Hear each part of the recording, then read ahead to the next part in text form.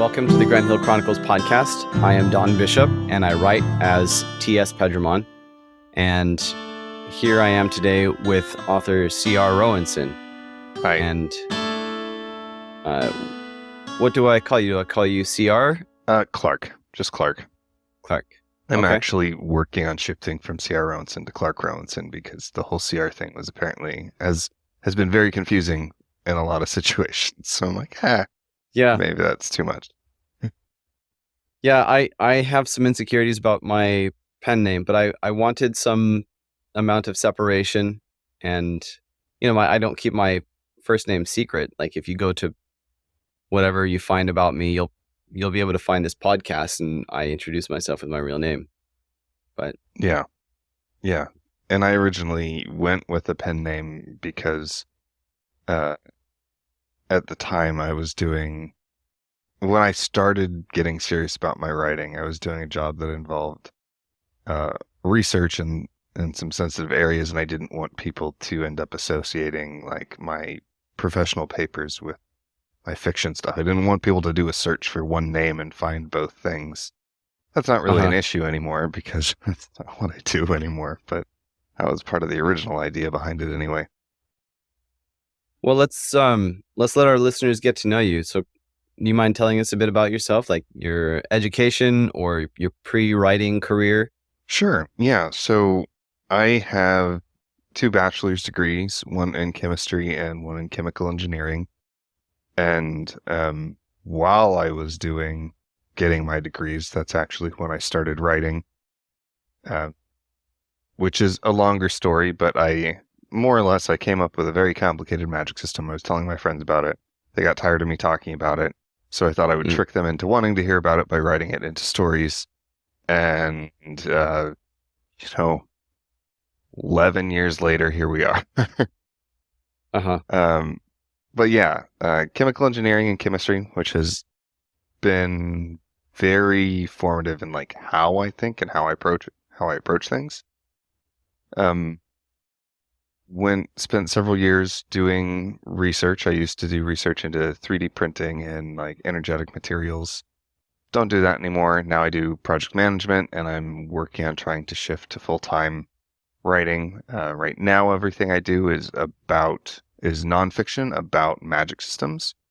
So I do coaching, and I write books, and I have a YouTube channel where I generally just provide tools and content to help storytellers of all kinds craft and repair their magic systems. And I think when we had talked, I actually have ahead. have one of your books over here. I'm gonna step off camera for a second. Oh, nice.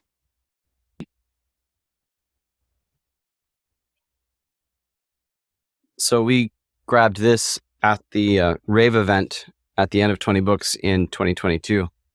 So this is the Magic System Blueprint. Oh, so you grabbed that the year that I was sick in the hotel room. Were you? Because if it was 2022, the 20 Books staff were very nice, and they had some people man the table for me because I was up in my hotel room, like terribly, terribly sick. Having not a great time. Yeah, and my wife and I came down with something as well. Yeah. And then 2023, I like almost completely lost my voice. So anyway, those rave events have been hard for me.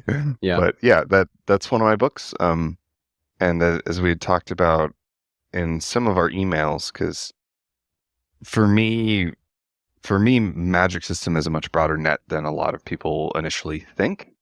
Because people generally think, dragons, wizards, fantasy, and that's where they stop when it comes to magic systems. And I think it is a lot more than that. When I'm talking about magic systems, I'm using kind of a catch-all term for any of the fantastic elements in our stories. So anything that's beyond our capability or understanding, which definitely includes advanced technology, astrological phenomenon, interplanar phenomenon, literally anything that is that step beyond the actual reality of your readers. That's really interesting to think about. Because I mean, in your book, you talk about, and I think you mentioned also Brandon Sanderson's terminology, where he says hard and soft Hmm. magic systems, Yeah. and you prefer the terminology of rational versus irrational. So I do really And like the hard and soft, but there was some explanations in the essay that didn't quite make sense to me. The biggest one is in the well, essay, he talks about things like Superman. And I always had a hard time putting Superman next to Mistborn. Because in his mhm. essay, he talked about how those are both hard systems because we know what they're capable of. Uh, so that's why I spent years thinking about it. Eventually, I found an article on Mythcreants where they talked about creating irrational magic, creating rational magic. And that's where it kind of clicked. So I used that quadrant to get, so you have the hard, soft access and the rational, irrational access. Which, So yeah, for our listeners' benefit and also for my own benefit, because I haven't read this book cover to cover, but you use rational and irrational to say like Mistborn is very rational. You can once you learn how the magic system works, you can predict that if you do X, then Y will happen. hmm, Whereas irrational would be Harry Potter, where the Expelliarmus spell works exactly as we observe it, and if we want to wonder if it would work in some other scenario, we can't predict that. So, like, would it work with a book or a gun? correct, We don't know. All we know is that it will expel a wand correct. from a magic user's hand Yeah. because it's an irrational system. It's not something that you can put the pieces together to predict something. Now, what would you? Because I think I missed something. If hard and soft is a different axis, then how does that apply? Yeah. So hard and soft. So in a nutshell, the two axes work like this. Hard and soft is what percent of the magic system is explained or understood. The more of the total system that Okay. is explained or understood, the harder a system it is. You can kind of think of it like looking at an image. The more of the image you can see clearly, the more in focus it is, the sharper and harder an image it is. And then rational, irrational, that's about rules, patterns, and logic. The more you can extrapolate from what you have seen to what you haven't seen, the more rational it is. The less you can extrapolate, the more irrational it is. Which, just I like get what you it. talked about with Expelliarmus, which was my example, we know it works that way. We can't apply the logic of how that spell works to anything else until we see it in the book. And the reason for that is because there's a lot of situations where if we could apply the logic to that, there then start to be a lot of plot holes and a lot of problems. So we kind of have to go with the assumption that either it won't do it or there are reasons that they won't, but we don't know the rationale, we don't know the logic, and we kind of have to just roll with it. Superman Okay. and Superman is similar. We know what he can do, but the rationale between the things he can do isn't really connected. Uh-huh. Especially Do you? when you get to some of his ancillary powers, like his eye beams and his frost breath and stuff like that. Yeah. You're not going to go from being able to fly. Logically, it's hard to go from being able to fly to eye beams. Yeah. Well, and if you watch Man of Steel, which I actually did rewatch recently, um, his father uses the terminology that his cells will drink in the sun's light, and like if his cells are drinking in the sun's light and making them strong, like you could extrapolate strength, right? Mm, Physical strength, and maybe some kind of immortality from that. Like, how does that even get to flying? right. And like, Well, and let alone laser eyes or frost breath. I wasn't super into Superman, and the first time somebody tried to explain to me that his flying is a feat of strength from him basically just jumping really well, I about lost my mind. I'm like, are you kidding me? That makes no. You should have just left it at flying. Like, come on. I've heard another aspect of his life or his living explained kind of on the opposite end of that spectrum, where it's not that he flies by jumping really well, it's that he walks around by suspending himself over the earth. Like he is incredibly massive that he should be like sinking through into the ground, but he's actually always subconsciously flying as he walks around and lies down and whatnot. Yeah, interesting. But yeah, not saying it is a bad system. It does what it's supposed to do for the story, whether you like it or not. But it's not a rational system. Because then, if you expand it, even if his powers made sense, what we know about Superman does not apply to the villains or to any of the other heroes in the DC universe, which is very similar to Marvel. Marvel generally does better having some rationale behind each of the heroes, even if it's kind of superficial connection. But then between the heroes, it sort of falls apart, which is why I consider those to generally be like harder irrational systems.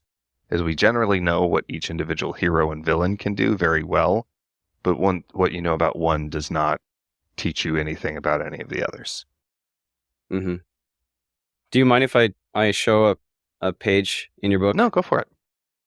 Okay, so here's the chart for Mistborn. Hold on, because now I'm blocking my... Okay, there we go. And we can see you have quadrants here. There's hard, soft versus soft, and there's rational versus irrational. And then you have some other categories there with sliders that people can get into if they read the book. Yeah. But with Mistborn, it's hard and rational, where the magic system is explained to us and it's consistent, where you can extrapolate to conclude that something will work a certain way. Yeah. As opposed to in the Lord of the Rings, it's soft and irrational. There was no way we could have known beforehand that Gandalf was going to come back to life. Especially or that he not, could talk to the moths to bring the eagles. Especially not in the context of just the trilogy. In order to know and understand any of it, you have to start getting into Silmarillion and other content. So do you have a favorite quadrant that you like to work in? Or you find yourself repeatedly coming back to? My default tends to be hard rational. I try and push myself as I'm building systems to try and explore some of the other quadrants, because they all have value, and they all lend themselves to different types of stories. But for you or any of your viewers who are familiar with Sanderson's First Law, the easiest way to think of it is his conversation about hard and soft kind of runs diagonally from the hard rational down to soft irrational. So if you're thinking of the way Sanderson's definition of soft, that's generally soft irrational, and his exemplar hard systems are generally hard rational. But yeah, I could see that in tendencies, so the fact that you went and wrote this book would probably lead me to guess that you would lean towards hard and rational, because yes. you're deliberately thinking about what's going on here. Yes. And that means you're probably developing a magic system that is going to lean towards being well-defined, if I can use other words to say hard. Yeah. Being well-defined and to have some consistency where you could call it rational. Yeah. And even in the systems that I have built, hard rational is definitely my default. When it's not hard rational, it's usually soft rational. Getting outside of the rational side is very tough for me. So would you have any good examples of soft rational? Yeah. So soft rational, those tend to be systems where there's logic and there's rationale, but the system itself is very large, because then the chances of you understanding 100% of the system or even 60% of the system is very low. That is very common when you're dealing with sci-fi and the tech is your magic system. So Stargate is kind of my go-to example. All of the tech of the Goa'uld, of the Ancients, of the Asgards, and then if you get into Atlantis, of the Wraith, there's so much there, so many capabilities and different things that can be done with the technology. We don't know all of it. They don't pretend that they have shown us all of it. New things can show up at any time, but what has been shown does contain rationale that we can logically apply to other stuff, so that when new devices and things show up, it usually makes a kind of sense.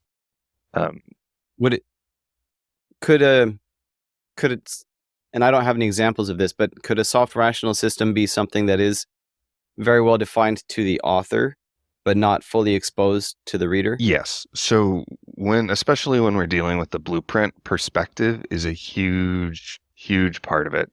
I half jokingly say that I spent like a year or more working hard to develop this blueprint, and ended up adding the perspective box at the end, which is just a little box in the top right of the form, and it's actually the most powerful part of the entire freaking blueprint.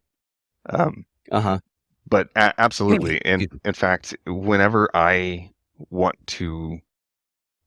plan a story with any kind of irrational magic system, especially any kind of irrational magic system, I have to build it as a rational system to me, and then I deliberately obfuscate things. I plan what I'm going to be hiding and what isn't going to be explained, so that it doesn't feel rational to the reader and to the characters. Because hard rational to me, I can mask it up and present it as soft. I can present it as anything to the readers if I manage it right. It is hard to present a system as harder and more rational to the readers than it is to you as the author. So that's something to bear in mind. If you want it to be hard rational for them, it's going to need to be hard rational to you. Yeah. Or you're walking on thin ice. You're walking on thin ice. You're probably going to make a mistake. So you made me think of Thomas K. Carpenter. I had him on the podcast. His episode came out December 21st, but his 100 Worlds universe is a grouping, I guess, of multiple series, and each series has its own. I haven't read them, so okay. I think he said that each series has its own magic system. Okay. But they all exist within the same world, so it's kind of like maybe to bring it back to Sanderson. Maybe in one series it's all about the Skybreakers, and in another series is all about the Windrunners, and right. Perhaps I don't know, but it's a it's kind of a learning environment also, right? And I'll stop trying to represent his books because I don't understand them well. But yeah, that sounds very similar to Sanderson's Cosmere, where like they are overall linked in some level that you don't necessarily understand right away. Yeah, and assuming that my my huge gambit works in taking this foray into becoming a novelist, because if my listeners will know, like, I don't have any published books yet, and I'm in a Kickstarter campaign right now for my first book. It's reached funding level. It's nice. It's 800% funded right now. Nice. And it closes at the end of the month, and it hits public launch February 28th, and then I hope it sells. And like I have a kind of a financial runway that's only so long, and I got to make it work. Right. And I have a couple of tricks in there, like our old house we haven't sold, and goose with a golden egg, right? We could kill that goose and sell that house, and that would extend our runway. Right. But so assuming that like that this gambit works, then I'll publish my Nightshade Unicorn series, which, by the way, is soft irrational. Nothing wrong with that. It's getting a little harder, hard irrational, as I go on, but I think it needs to live in the irrational space. Now, there's some rationalities to it. Mm-hmm. Like I have stated that the male unicorns, and I call them unicorns Nemord, but the male Nemord have a couple of powers, and the female Nemord have a couple of powers. But there's some magic construct that was enacted several millennia ago that used both of them in concert and I have not hashed out what they can do when they work together. Okay. So that's a huge irrational spot. Okay. So if assuming my huge gambit works and I am able to keep publishing, I'll work my way through the Nightshade Unicorn series, and then I'll turn my attention to the Grindhill Chronicles, which this podcast is named after, which is definitely going to be going to be hard rational. And actually, I'll anybody listening to this is going to be kind of in the secrets, I guess, because I'm not going to talk about this in the books, but in the Grindhill Chronicles, it's in my mind, it's built off of a sci-fi background. Okay. Like the Dragon Riders of Pern. Dragon's Dawn is a sci-fi book, but the rest of the Dragon Riders series is essentially fantasy. Right. So the Grindhill Chronicles is like that, where it has a sci-fi ancient history, and so I don't know how I could logically write soft or irrational if I want to keep this idea in my mind at the same time. It could be done, but that's not in my mind. Like I'm writing different stories in that universe already. Like I have a couple of short stories. One of them has only begun, but they exist in the same. So the Grindhill Chronicles has its own universe with multiple worlds. There's traveling between worlds. We don't use the word planet, right? But multiple planets. And on one planet, there is a huge forest of immense trees, like picture the home tree from Avatar. Right. So there's one short story where the people live high up in the branches and they have their kind of agriculture going on. And I recently wrote a short story that takes place down among the roots underground. And that's just a small segment of the Grindhill Chronicles universe. And I'm monologuing. I'm sorry. Oh no, you're good. You're good. I talk too much, but it's like that's hard rational, right? None of them are going to be jumping up and suddenly flying. And they live in this huge tree, which is the product of genetic engineering, right? In their ancient past that they don't remember, right. They don't know, right? And rational doesn't have to mean scientific or realistic. It just means that right. When you Doctor Who, it just means is that very once irrational. you established a rule, everything follows that rule. That's really what it means. Like, if it's rational, there are minimal exceptions, if any exceptions, to the rule. Because again, returning to Expelliarmus, if the descriptor for that spell, if we were talking about like an RPG, is it knocks an item out of your opponent's hand. If that's the description, that's the rule, then that means it's literally any item. Which means you might even be able to use it in creative ways, where if they're like hanging off of the edge of a skyscraper by one hand and you do Expelliarmus, they lose their grip. Like that's rational extrapolation from the rule that has been set. Because they're technically holding the skyscraper. But I could see that the J.K. Rowling could easily say, no, that wouldn't work because the skyscraper isn't going to fly out of their hands. Right. Like, what does Expelliarmus do? Does it loosen your grip or does it make the thing fly? Right. And your average wizard is probably not powerful enough to make the skyscraper fly. Right. Yeah. And that's where the rationale and the rules and the information applies. Because if we dug into it, and let's say that if we spun off on that and we took certain aspects of Harry Potter, which this is one thing that I actually really enjoyed doing, and you started me on this tangent. But so it's your fault, not mine. Is you can take my show, we can do it. You can take concepts and then you can build them into new systems. So what you're talking about with Dragon Riders of Pern, or taking scientific concepts, or the Numenera series and like setting in D&D, or even the Swords of Shannara, where you're doing like a post-dying Earth that has then morphed into a fantasy. You're taking aspects of something we know, giving it different representation, and then adding new tweaks to it that turn it into a magic system. If we wanted to, we could take some of the stuff with Harry Potter and take some of like the charm effects and say, this is biological magic. This works by you manipulating the biology of your target. Mm-hmm. At which point, just by defining that, we know a lot more about how Expelliarmus works. It's not going to be telekinesis that knocks it out of their hand. It's literally you're forcing them to throw it and let go. And all of a sudden, that means you can make them drop off the side of the skyscraper.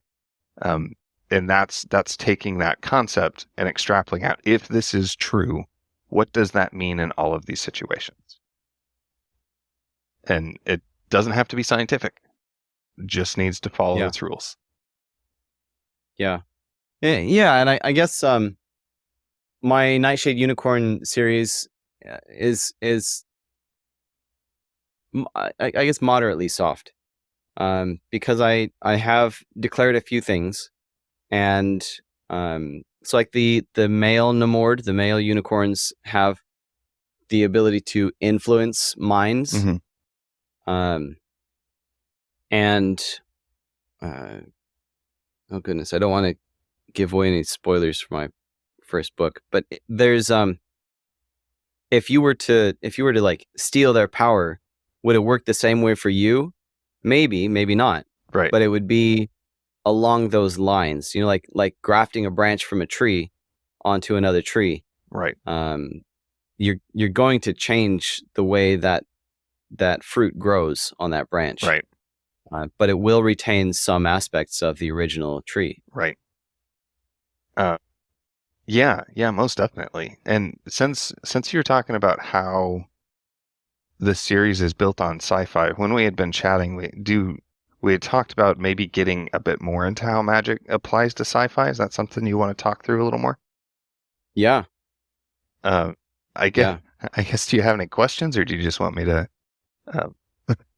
go? we could jump in, and I could see because you mentioned that how did you say, like something that's, I don't remember. I would see Doctor Who as being in an uncommon quadrant, because we have some things that are hard, like the TARDIS.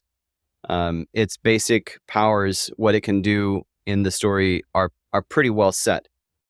But and I haven't watched Doctor Who in the last couple of years, but they they stopped having it on Netflix, and I also lost interest. But they pull some things out of left field, not infrequently. Right. They'll just pull something out of a hat that you could not have seen that coming. Right. And they pull out new creatures and new concepts, and while like specific spots are, I'm not even going to say well explained, more explained. They always leave it open to pull new things out of anywhere, that's a classic example of a soft magic system. Is it so broad? They're like, we're not saying that you know everything that's out there, because you don't, because we're going to make stuff up as we go. Yeah. There was an episode that I would say you could argue is pretty rational sci-fi. I hesitate to use the term hard sci-fi, because that implies that you've determined how things work, and it's a time travel show. So yeah, anyway, so there's the one episode, and I don't remember if it was Matt Smith or Peter Capaldi, where he was locked inside kind of a trinket.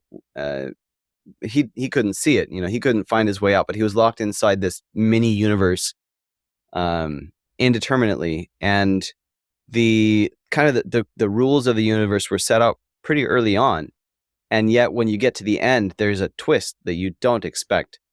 And you watch him, and do you know what episode I'm talking about? He's locked inside a castle, and there's this hooded creature following him, but it walks slowly, and he's running around trying to find a way out of this castle, and and he knows that he's been locked in there, and he is teleported in there. Mm-hmm.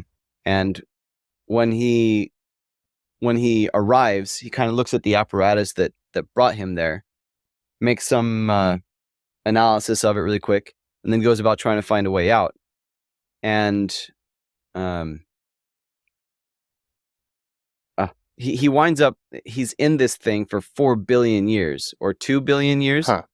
but he's locked inside this thing for a long time, and the rules of this little universe don't change throughout the episode. It's actually pretty consistent, and he finally uses the devices put in place at the beginning of the episode to escape. And then you have other episodes where there's David Tennant in Shakespearean England, and there are these aliens using words to have real world effects, and his companion is like is gonna tell people something about she's gonna tell the common people, like, yeah, we'll help you against this witchcraft, and he's like, can't no, say you that. can't tell them that They'll witchcraft. think it's witchcraft. She's like, okay, what is it? He's like, it's witchcraft. So like it's nominally a sci-fi show, Mm-hmm. but there's straight up witchcraft in it. Yeah. But then at the end of the episode, they use kind of a coding. They use the words, they throw in a bunch of numbers there as if it's some universal code, Mm-hmm. Which kind of puts a sci-fi underlayment underneath the witchcraft. Yeah. But then there's an episode with the devil, and he has the devil planet, and it's pulling them in. Right. And okay, sorry. So you were going to talk about how magic systems apply to sci-fi. I'll let you talk. So that's actually an excellent example, because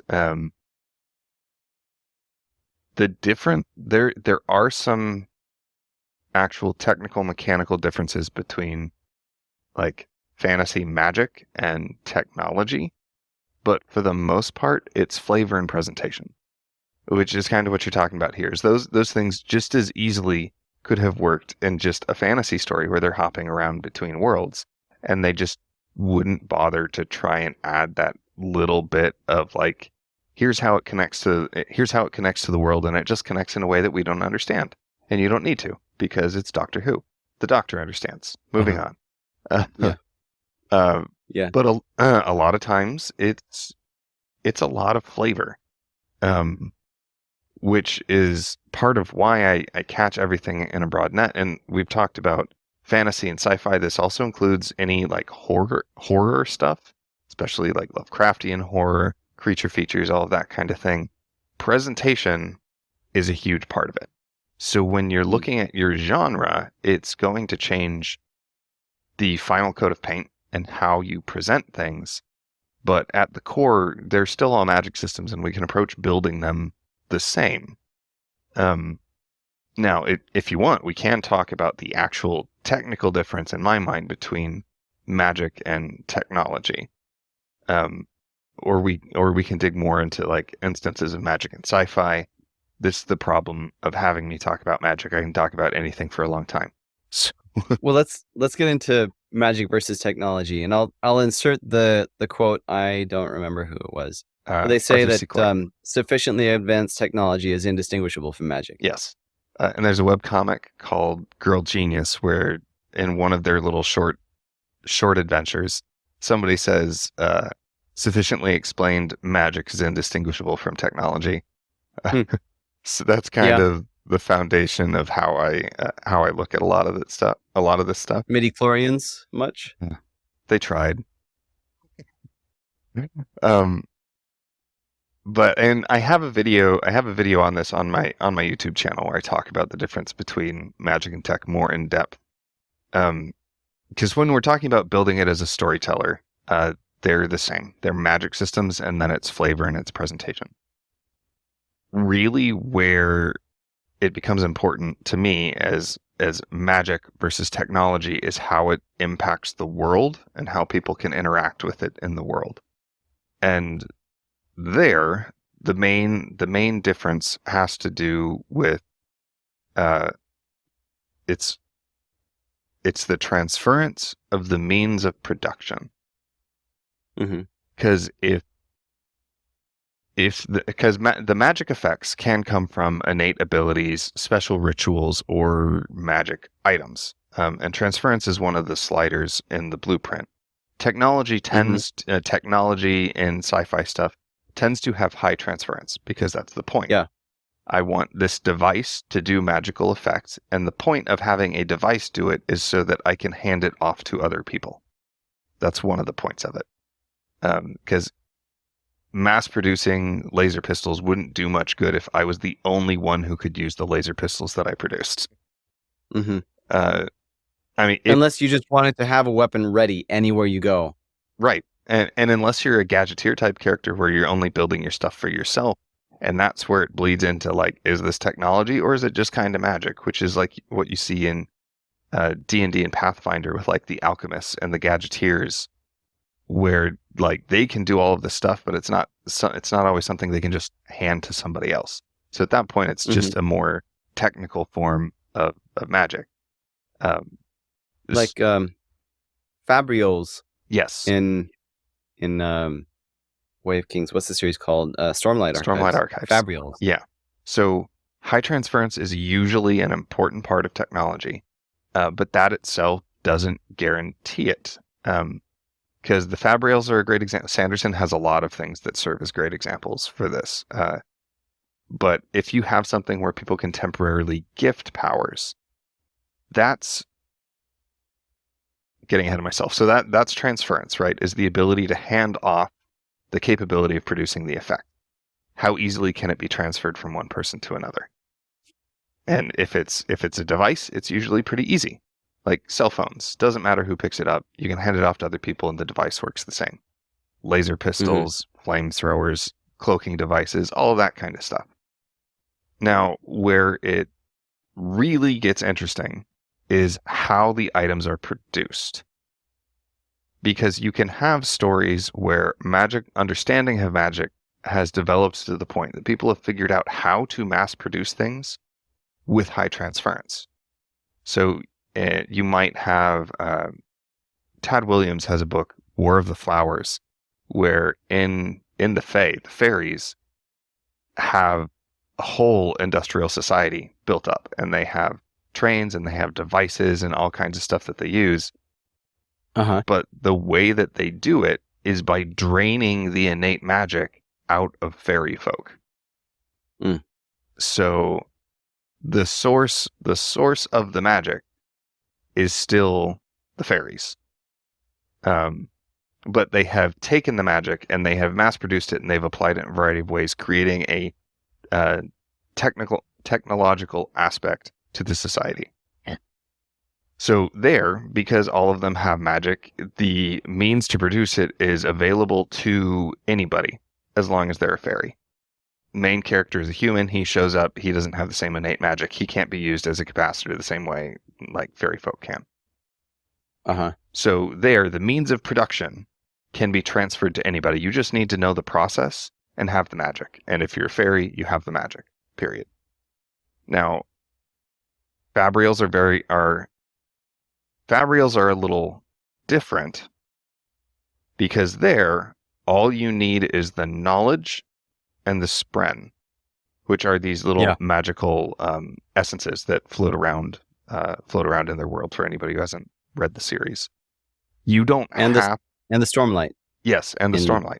Pending. But you don't have to be a Knight Radiant or even a Soulcaster. You don't have to have any magical abilities to create and use Fabrials. So that's the main difference, is the transference of the means of production. If it's just knowledge, then it's true technology, because anybody can pick it up and then anybody can technically create it, provided they can get the means, the process materials. But there's no magical restriction to them making it. Like in our world, explosives, nuclear weapons, chemical, computers, polymers, any of that kind of stuff. That knowledge exists now, and anybody could technically do it. There's nothing about like you have to have a specific gene in order to make plastic. Uh-huh. And that's where, Although, go ahead. as kind of an interesting factor that once you have an instance of the technology, you can lock it down so that nobody else can use it. Yes. And not just with knowledge, right? Like not just stealing somebody's password, because now we have phones that you can lock with your fingerprint. Mhm. And I don't want to go too deep into crypto. First off, I'm not a crypto expert, but in cryptography, you can, without going deep into the little bit that I do understand, you can put a key on a USB drive, Right. and now you can only access your Bitcoin wallet or whatever thing it is with that USB drive, But or with your ID card that has a smart chip inside that has the key inside there. But that is a security measure that they are adding to the system. The system Yes. itself is not inherently limited. So let's take the fab rails for a second and say, adjust it so that it can't be produced by, actually, let's shift over to something like D&D, where magic items have to be created by wizards because you need to have, granted, the wizards there are just studiers of the arcane, but you have to have studied enough to have like magical capability.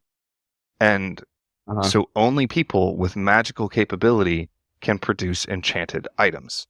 Enchanted items are effectively pieces of technology, but the means of production is limited to people with specific abilities and attributes, and that changes the nature of how that technology can grow and affect things in the world. It's a small difference, but it's an important difference.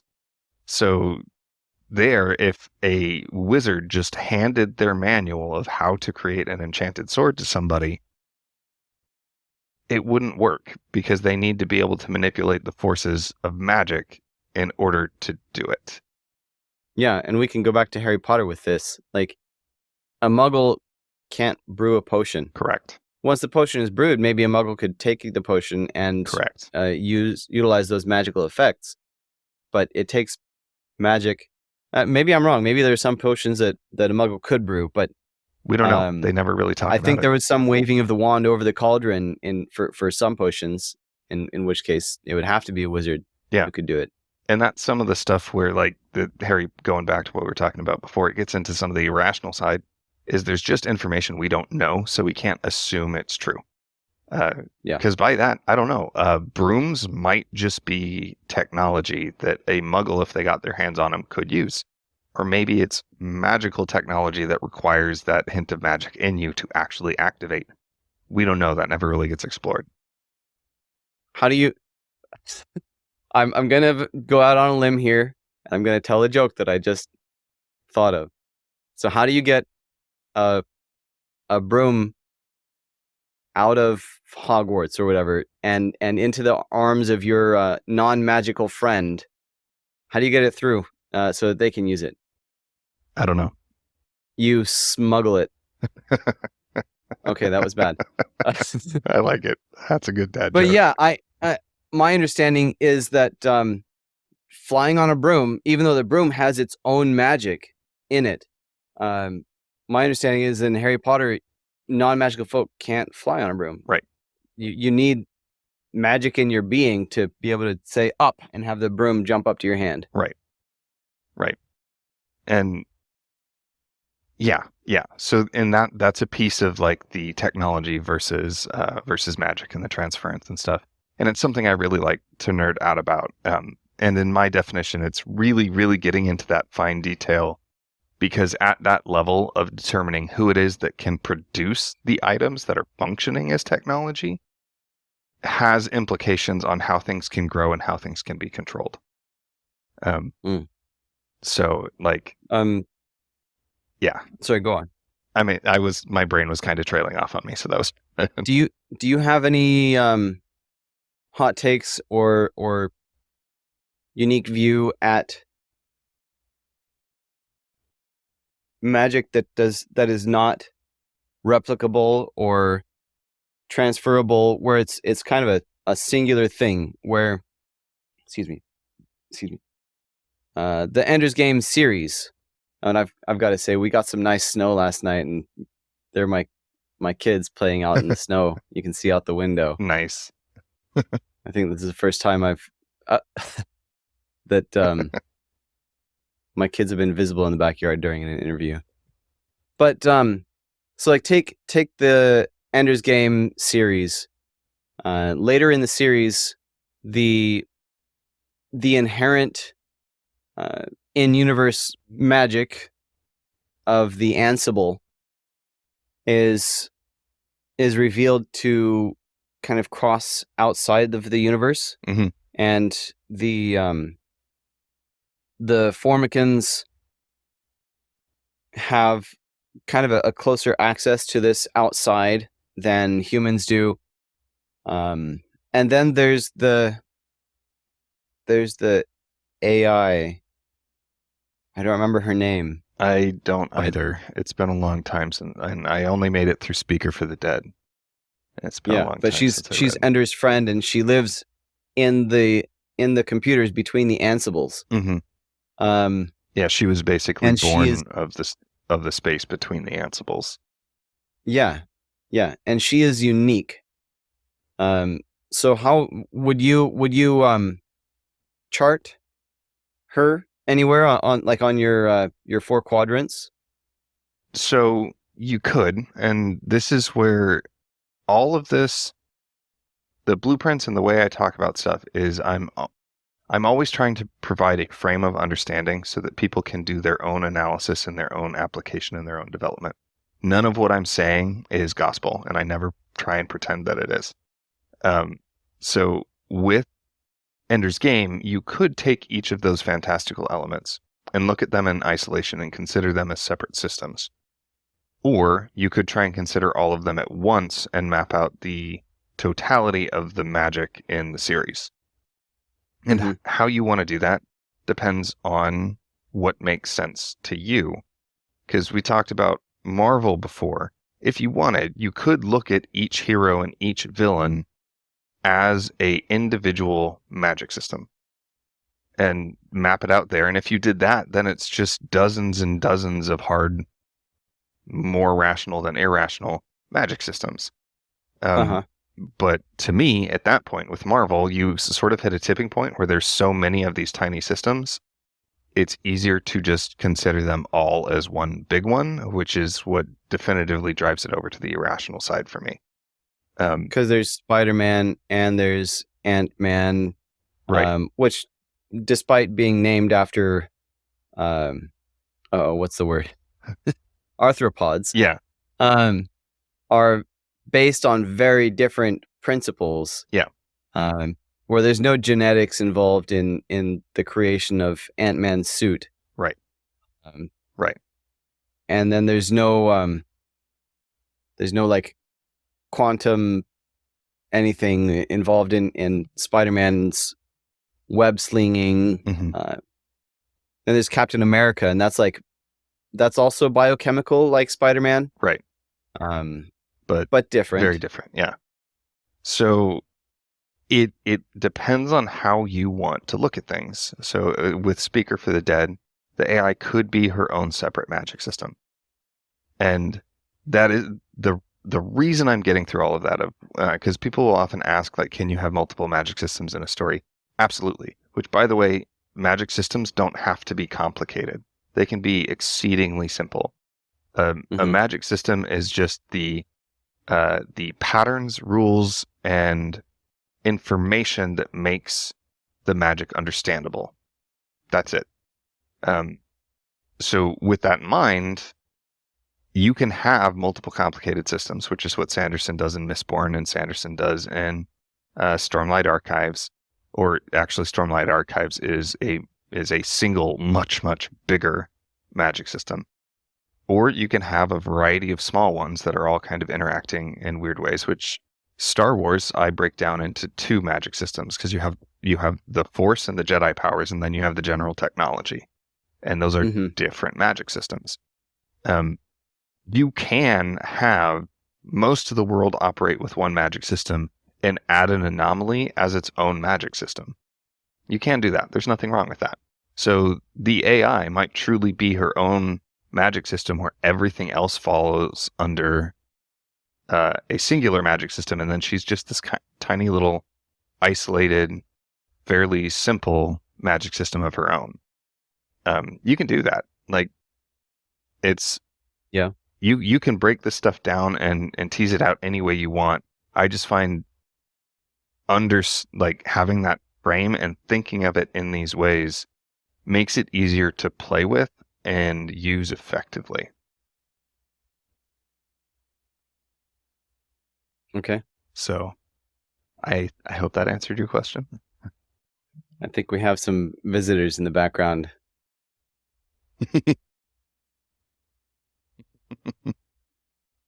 Oh, the camera doesn't see my younger daughter's face. No, just the waving son.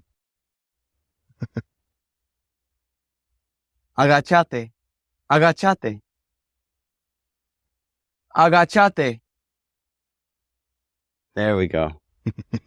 Although the picture would be much clearer if we could see into the top pane of glass. Looks like they're having a good time though. Yeah, they are. Yeah, I guess we should probably wrap it up. But thanks for. Oh, I keep bumping my mic. Thanks for coming on and talking about this. It was a really interesting discussion. Not a problem. Always enjoy. Where can listeners find you on the web? Yep. The best place to find me is on YouTube. The channel is The Magic Engineer. And the best way to contact me is my website, which is crrowenson.com. I have a contact form. You can email me there.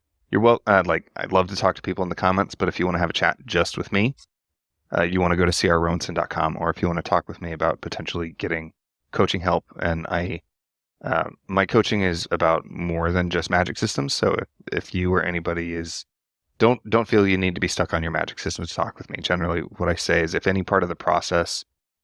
you're stuck on any part of the writing process or something feels harder than it should be, let's talk about it. Okay. Those are the best places to find me. I'll put links in the show notes. Awesome. Excuse me. In both the audio only podcast and on the YouTube video. So I'll put those links in the show notes. Excellent. And I guess that's that. This will be going out on the 25th, so just next Thursday. Okay. Excellent. Today we recorded this on January 16th. Anyway, yeah. I guess that's that. Thank you for coming on. I appreciate it. Yeah, thanks for having me. Happy. Let me know if you want to do one of these again sometime. Happy to come chat about stuff. If you want to dig into any of the stuff from your stories or your systems, I always enjoy doing that, and kind of helping people break down what they've done into the frameworks that I use. I really enjoy that. So just let me know. Yeah, will do. All right. Thanks. Have a good one. Okay, before you go, I want to thank everybody for watching or listening, as the case may be.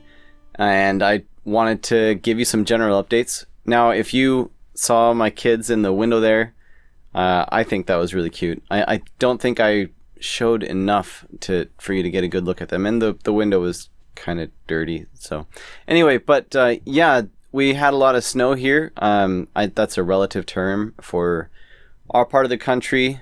It was significant. For other parts of the country, it would be nothing.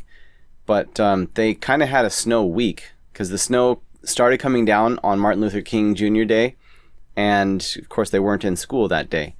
And then the next day, school was canceled. And then the next day, school was canceled. And then the next day, school had a 2-hour delay. And then the next day, school was canceled. So my kids had plenty of time.